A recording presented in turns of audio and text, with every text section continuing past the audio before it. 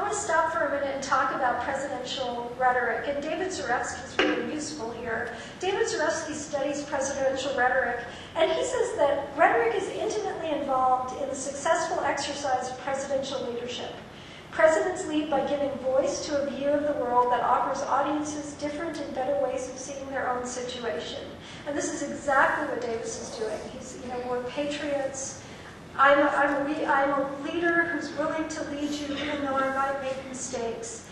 And really, we just want peace. So those are the key arguments that are being forwarded. I'm not going to spend too much time on Jefferson's second inaugural, but Jefferson's second inaugural happens a year later, and the reason it's a second inaugural a year later is because the first inaugural was for the provisional Confederate government, and the second inaugural is for the actual full-fledged Confederate government. So this is the coverage, the front page of the New York Times on that second inaugural. Unlike the first inaugural, suddenly there's a divine theme. And this is the opening paragraph of the speech, the sense of God. We have assembled to usher into existence the permanent government of the Confederate States. Although through this instrumentality under favor of divine providence, we hope to perpetuate the principles of our revolutionary fathers. So we have God and the revolution together in terms of its claim. Davis's leadership is still defined a little bit circumspect, but he's a little bit stronger. Here he answers the call. He's not at all hesitant. He's much more secure in his leadership as the president. And again, he's saying, look, you can count on me. And of course, in the year between 1861 and 1862, the battles are getting bloodier, young men are dying, there's a lot more going on. And in fact, the northern papers talk about how interesting that at the same time that Jefferson's giving the speech in Richmond, Virginia, Nashville is under siege. And so he gets the news about the Nashville siege as or right after he delivers. In the first inaugural, the North is seen as someone who just needs to let go. In the second inaugural, the North is envisioned as essentially as lawbreakers. So he points out in two different places that the North is no longer following habeas corpus, that they don't have representative government. In other words, the North is now vilified, as opposed to in the first inaugural where it was just, they should let us go because we think that we have a different set of governments. The South now is constructed as the law-abiding constitutional states. For instance, they trumpet their free press. They say, we have free speech, we have all these wonderful rights.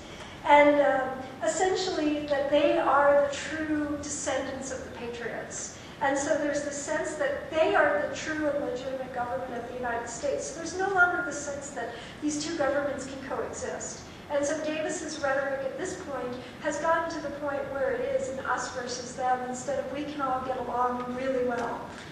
Finally, there's a sense of sacrifice. And if you put this in against the first speech, in the first speech there wasn't a sense of sacrifice. It was like, we're great, we can do this, but in the second speech it's, we've all got to pitch in, we've got to deal with what's coming. Harper's Magazine, which is, of course, virulently North, responds, and that editorial cartoon is the skeleton with a pirate flag, which is just stunning. So on Saturday, February 22nd, while the Congress judges and naval and military officers of the United States were assembled in the Capitol, listening to the farewell address of Washington, because it was Washington's birthday, the miserable remnant of the Southern rebels were gathered in the principal square of Richmond, Virginia, listening to Mr. Jefferson Davis's last apology for his crimes. Towards that square and to that speaker, one can well imagine the ruined, heartbroken, panic-stricken, and despairing people of the South, turning to an eager ear in search of consolation for past and hope for the future. Jefferson Davis gave them neither.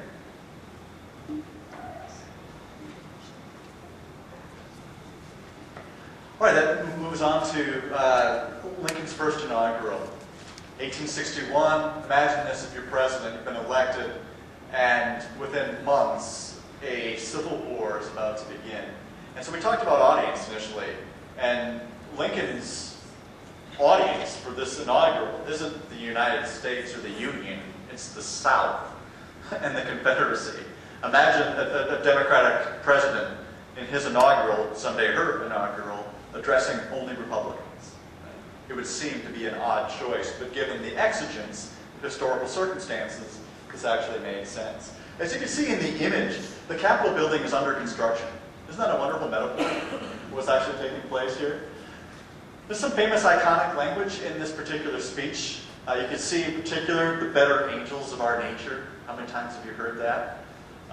In the last, well, since Martin Luther King addressed it. But it's interesting that Republicans will use, because Lincoln was one of the first Republicans, of course the parties are very different historically, but that language choice is used by many conservatives these days. In particular, political candidates who are religious will frequently use the better angels of our nature language. Let's take a closer look at some of the themes of the first inaugural, because I want to spend the bulk of my time talking about the second inaugural, which is probably my favorite piece of presidential discourse in American history.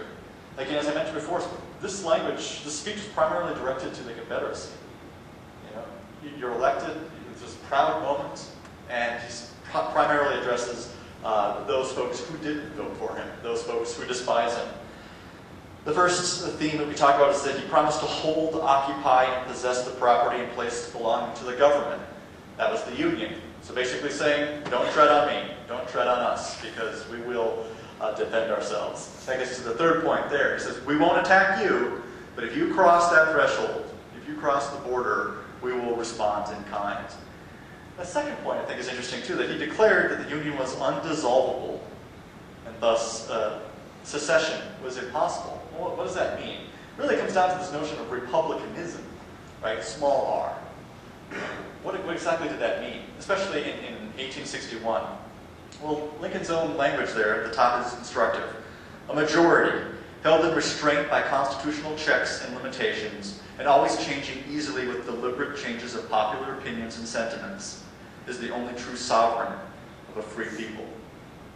And so basically, he rejected that those who were seceding, you can see the map there, were breaking the law. Right?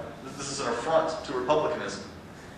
He defended unalienable rights, which did not include the franchise for any formerly enslaved men until 1870, right? In the passage of the 15th Amendment. Republicanism is essentially that the tyranny of the majority will not win out. That some people have rights that cannot be taken away, even if the majority of voters would like for those rights to never have been granted in the first place. Let's move our attention to the second inaugural. 4 years later, the Capitol building is still under construction. The metaphor is just wonderful. You can see the wood paneling in the front, the Capitol building, the famed portico. But look who was in attendance at the second inaugural. Actually, John Wilkes Booth was rumored to have been in attendance at the Gettysburg Address as well. But I'm all about symbolism. Look at Wilkes Booth standing, almost like an executioner, over Lincoln in this particular photograph. If we go back, you can see that he's standing just to the left of the flag, and he's watching him plotting, along with some other conspirators, to assassinate the president. We have a short clip from the film Lincoln, which was released last year. A wonderful rendition of a part of the second inaugural, which we'd like to share with you now. It really gets at some of the language that I'll be talking about here in just a second. This mighty scourge of war. A fantastic rendition by Daniel Day-Lewis. We wouldn't expect anything less. Sure.